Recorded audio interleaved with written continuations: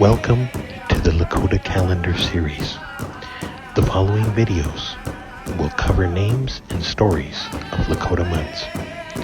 Our guest today is Gus Yellow Hair.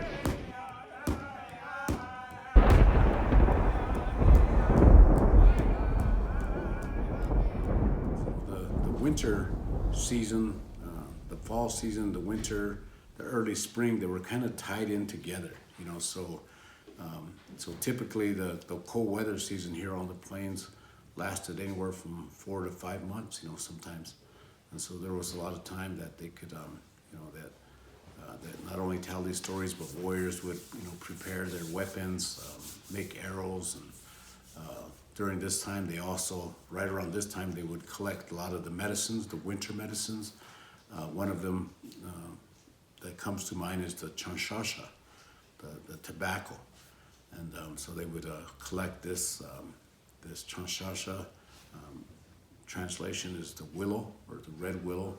I think the English scientific name is dogwood, and it's a reddish willow type of a tree that they would, collect before the return of the Wakias, the Thunderbeings. So all this was tied into those teachings of this winter month. And so they would gather this medicines and prepare them for the next month, which was, of course, according to this one, the English translation is Istawicayazan, the March month.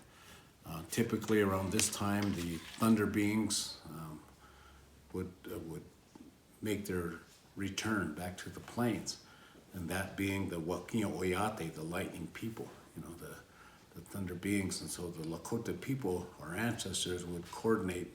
They would gather these medicines, food offerings, and they would make their journey to what is now known as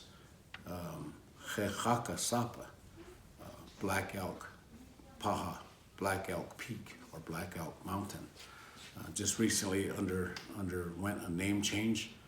The English translation or English name of that was, of course, Harney Peak, named after a general, one of the Great Plains Indian fighters, was named that. But prior to that, the Lakota traditional name was Hihangagapi, which translate to the beginning of a new day, a new day.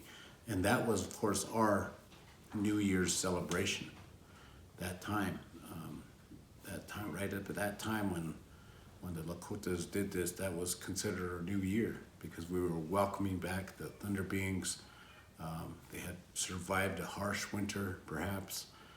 Sometimes, food was so scarce and times were so lean that sometimes they went for weeks at a time without anything to eat, And so, because of the game being scarce, and they had used up their supply like that, so this was a time to celebrate the return of the Thunderbeings. And the return meant that the animals that had migrated to the south part of the country were returning, and also meant that the new growth, the green grass, the ones that hibernated, the four-legged that hibernated, were going to come back. The winged ones that flew south were going to come back again, migrate back north. So this was a time of great celebration, great gift giving. So the Lakota people would give their very best, tobacco, medicine, wasna, not only the whatever wasna meat or choke cherries or corn that they could gather up. They would take these gifts and make their journey to